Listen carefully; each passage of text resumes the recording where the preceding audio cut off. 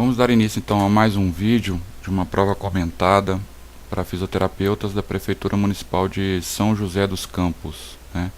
Essa prova foi realizada em 2015, tá? A gente vai fazer uma série de vídeos com essa prova e a gente começa com a primeira questão de número 36, que fala que no processo de reabilitação os padrões músculo-esqueléticos baseiam-se na deficiência ou na patologia. Dessa forma, a prevenção primária é um componente significativo para cada padrão, já que a evolução para a patologia, deficiência, limitação funcional e incapacidade não é inevitável, né? São conceitos aqui então da CIF, né? A Classificação Internacional de Funcionalidade. Os pacientes que poderiam ser incluídos em um programa de prevenção primária para desmineralização esquelética são aqueles, né? Então, a desmineralização esquelética é a osteopenia, que é o início do processo de osteoporose, né? E osteoporose. Tá? Então, a resposta certa para a questão de número 36, quando fala de programa de prevenção primária para esses tipos de patologia, com certeza é a letra B, com período prolongado sem apoio de peso, alterações hormonais, uso de esteroides e deficiências nutricionais. Inclusive são fatores de risco para o desenvolvimento da osteoporose, né? Então esses pacientes que têm esses fatores, entre outros fatores, idade, né, fatores genéticos históricos na família, esses pacientes então precisariam de um programa de prevenção primária para os casos de osteoporose, tá certo? Então, período prolongado sem apoio de peso, alterações hormonais, uso de esteroides e deficiências nutricionais. Fisiologicamente, o osso ele é continuamente depositado por osteoblastos e absorvido nos locais onde os osteoclastos estão ativos. Então, aqui o que acontece é o seguinte: na formação do osso, você tem a participação de duas células importantes aí, o osteoblasto e o osteoclasto.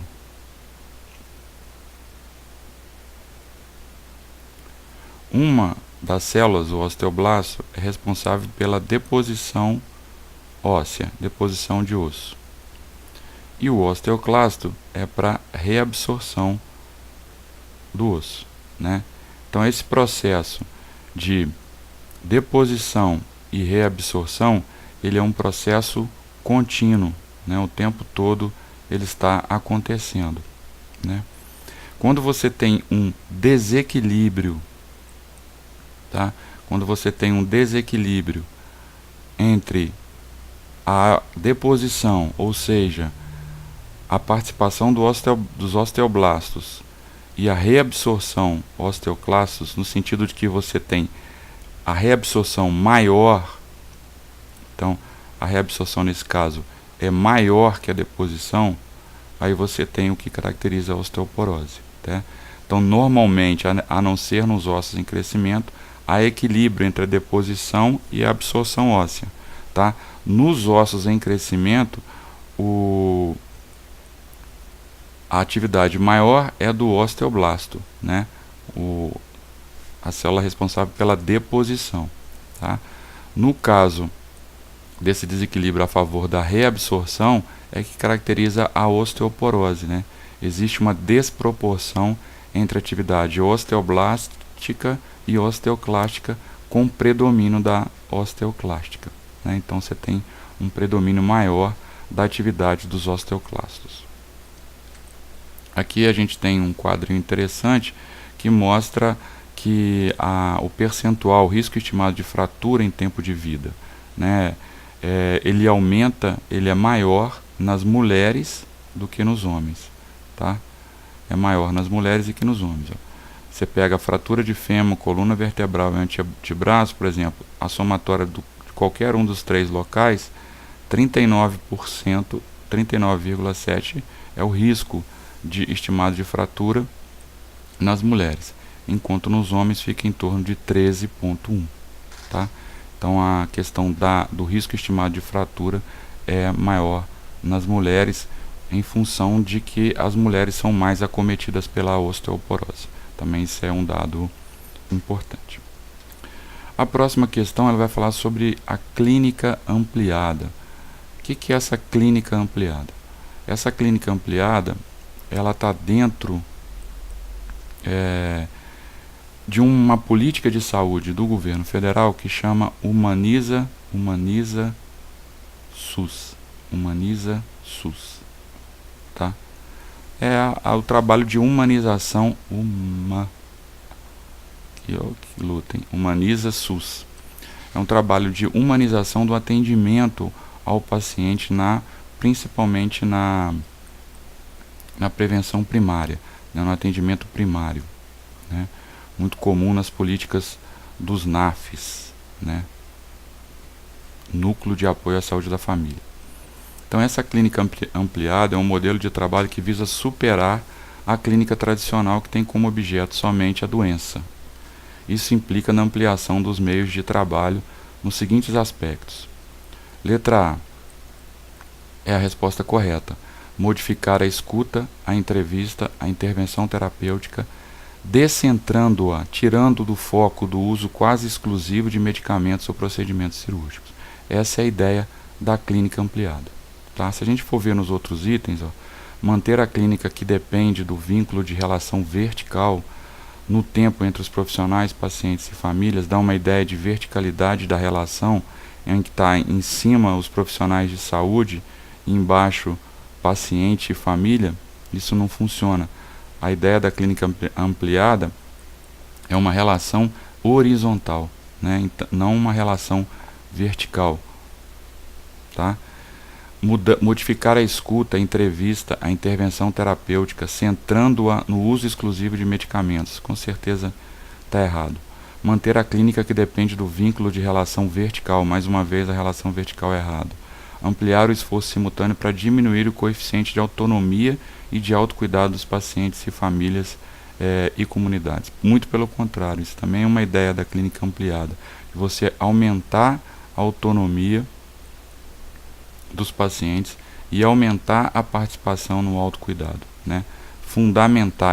Características fundamentais no tratamento desses pacientes, com conceitos mais modernos de atuação, tá certo? Então a resposta 37, letra A. Existem vários documentos que falam sobre essa clínica ampliada e a política Humaniza SUS, vale a pena dar uma olhada neles aí. A próxima questão é a questão de número 38, que diz que Paulo, 45 anos, foi diagnosticado há 2 anos com síndrome da deficiência humana adquirida, né? A AIDS, né? Ou SIDA. Nos últimos 6 meses evolui com artrite. Dessa forma, iniciou o tratamento fisioterapêutico para diminuição das dores articulares e melhora da movimentação. As articulações acometidas por artrite secundária ao vírus HIV são... Então, é muito comum, mas não se sabe qual é essa relação entre a HIV e artropatias ou dores articulares. Esse artigo aqui, não me falha a memória, de 2012, fala sobre as manifestações reumáticas da síndrome da imunodeficiência adquirida. Então, o HIV está relacionado não só com artropatias, ou artralgias, né, e artralgias, mas com as manifestações reumáticas diversas. São vários os tipos de manifestações reumáticas. Existem estudos que falam que em torno de 35% a 45% desses pacientes com HIV vão desenvolver dores articulares, tá? Que tem uma relação direta com o vírus ou com a doença. Como explicar essa relação ainda não se sabe, né? Não tem uma explicação convincente sobre o quadro. Mas na questão 38, ele pergunta quais as articulações mais acometidas. E nesse estudo, os autores eles citam o seguinte, que foi o único material que eu achei que pudesse ajudar a responder essa questão. Que as articulações mais acometidas são os joelhos e ombros. E raramente, tá? Raramente são acometidas as pequenas articulações. Então, diante dessa informação, a gente consegue responder essa questão assim, ó. Por exemplo, aonde tem joelhos e ombros, a gente vai em cima, né? Então aqui não tem, não serve. Joelhos, tornozelos e punhos, ó, pequenas articulações. Quadris, joelhos e punhos, pequenas articulações. Então isso aqui elimina. Por eliminação, quadris, joelhos e tornozelos, falta o ombro, né, que é mais prevalente, e joelhos, ombros e cotovelos. Então esse tem joelhos, ombros e cotovelos. Por eliminação a gente responde a letra E, tá? Foi o que eu consegui em relação direta com esse tema nesse artigo aqui publicado em 2012, que fala sobre as diversas manifestações reumáticas. Próxima questão, a questão de número 39, diz que os sintomas da doença são notados primeiramente no final da adolescência ou início da vida adulta, né? A maioria dos pacientes, o início após 40 anos é raro, tá? Uma informação importante. A maioria dos pacientes queixam de dor de início insidioso, surda, sentida em coluna lombar baixa e na parte inferior das nádegas, não bem localizada, acompanhada caracteristicamente de rigidez após o repouso e que melhora com o exercício. Alguns meses após o início, a dor se torna bilateral, persistente e com exacerbações noturnas, obrigando o paciente a levantar-se à noite para andar. Gradativamente, o envolvimento da coluna e a rigidez ascendem até que em estágios mais avançados toda a coluna fica comprometida, fundida em uma peça única e frágil. A doença que apresenta essas características é, letra C, espondilite anquilosante. Tá? Então, todas essas características aqui, todos esses sinais e sintomas apresentados pelo paciente, caracterizam a espondilite anquilosante. Tá certo? E a gente vai falar um pouquinho sobre essa patologia reumática, né? A espondilite anquilosante.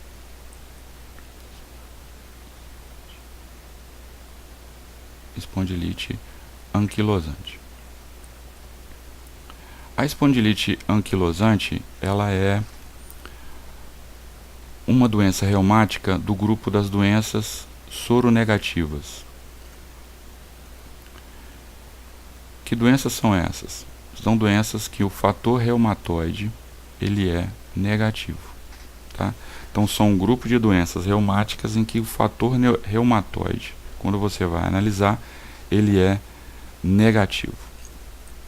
Essa doença se caracteriza por uma anquilose inicial realmente das articulações sacroiliacas. As manifestações radiográficas no início do diagnóstico da espondilite anquilosante caracteriza como uma sacroileite, tá? Então, uma anquilose inicial das articulações sacroiliacas.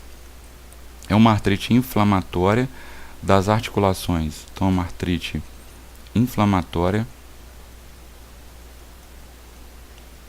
das articulações predominantemente da coluna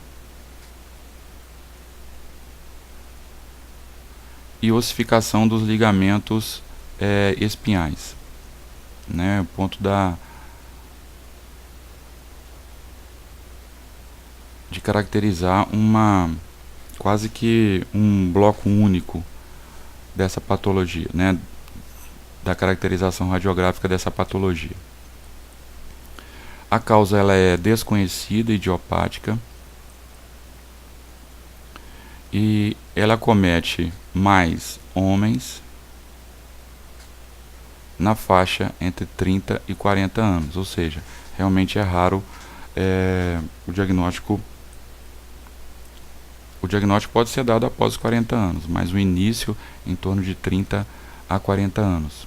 É muito raro você começar a desenvolver, o paciente começar a desenvolver os sinais e sintomas da espondilite anquilosante a partir dos 40 anos. O quadro clínico dessa doença basicamente se caracteriza por dor mais rigidez, né? E essa dor e rigidez acomete a coluna. A coluna começa com a coluna sacra, né? Sacroileite, depois a lombar, a torácica e a cervical. As grandes articulações periféricas, do tipo quadril e joelho, raramente são acometidas nessa doença, tá? Então, quadril e joelho, raramente acometidas nessa doença. Na coluna, começa com uma rigidez, uma dor progressiva, uma ADM que vai sendo limitada no decorrer do tempo, achatamento lobar e, associado a isso, espasmos musculares.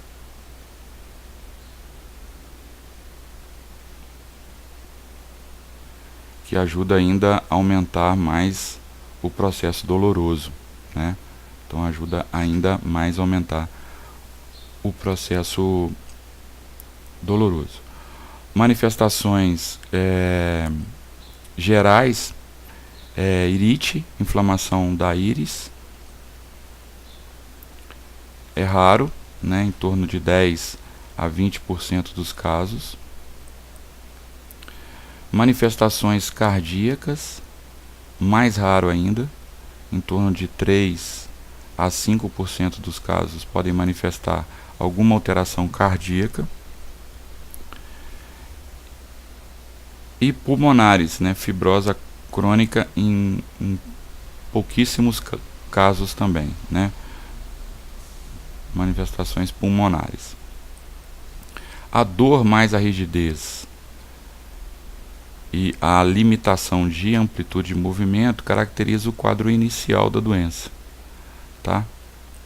Espasmos musculares, irite, alterações cardíacas e pulmonares caracteriza numa situação mais intermediária. Tá? Como eu disse em relação à radiografia, o raio-x é sacroileite bilateral, né, que caracteriza inicialmente esse processo, mas esse processo também ele vem acompanhado de uma diminuição de espaço articular, vem acompanhado de retificação lombar,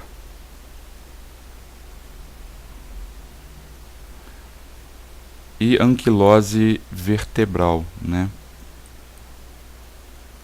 Justamente pela ossificação dos ligamentos espinhais aqui, ó. Completando aqui, ó. Ligamentos espinhais. Então, a parte do laboratório, você não tem fator reumatoide, um fator reumatoide negativo, e aumento da velocidade de hemossedimentação, que caracteriza uma patologia inflamatória, e também uma anemia muito leve. O tratamento dessa patologia,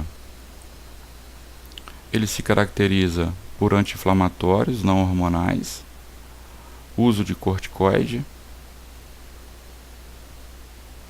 e o exercício físico, né? A fisioterapia, o exercício físico no geral. Tá certo?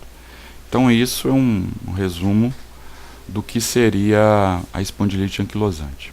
Tá certo?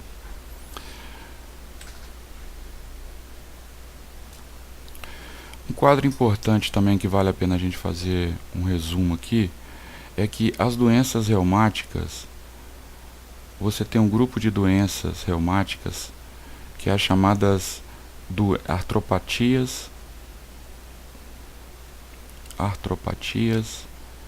inflamatórias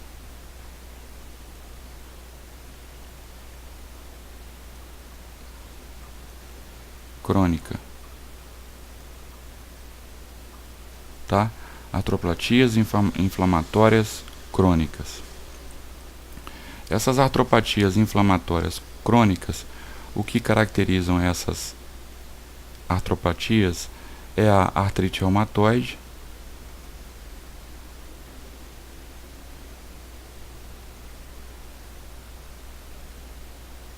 depois você vem as soronegativas,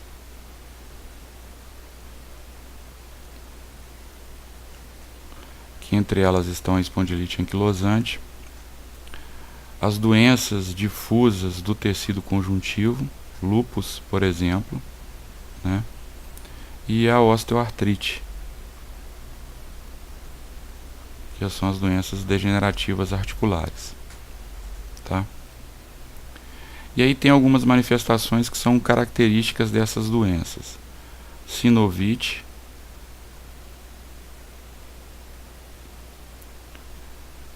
erosões,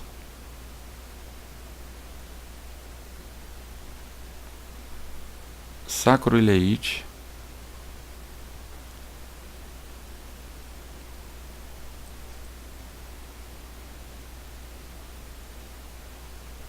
acometimento de punho e metacarpo falangiana e acometimento das interfalangianas distais. São algumas manifestações articulares que são comuns a esses grupos de doenças reumáticas. E aí o que a gente vai fazer aqui? Um resumo do que é mais comum acontecer nesse grupo de doenças. Tá?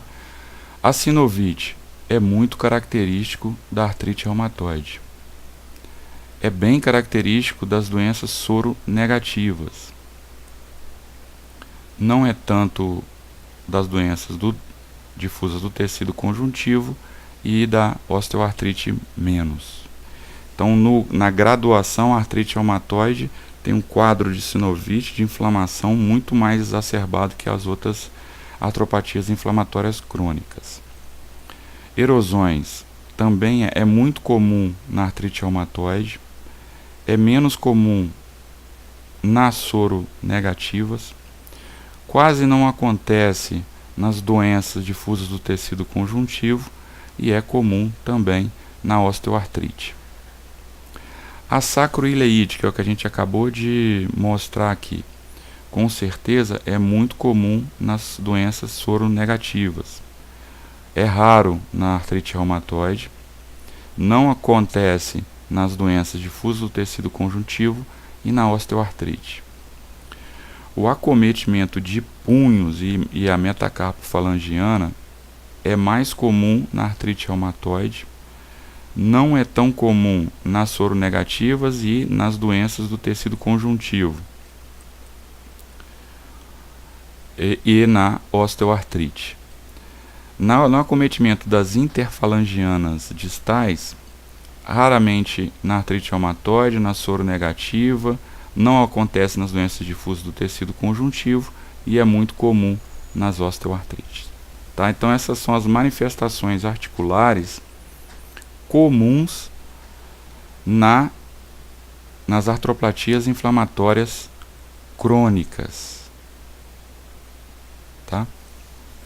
Aí você tem as manifestações extra-articulares,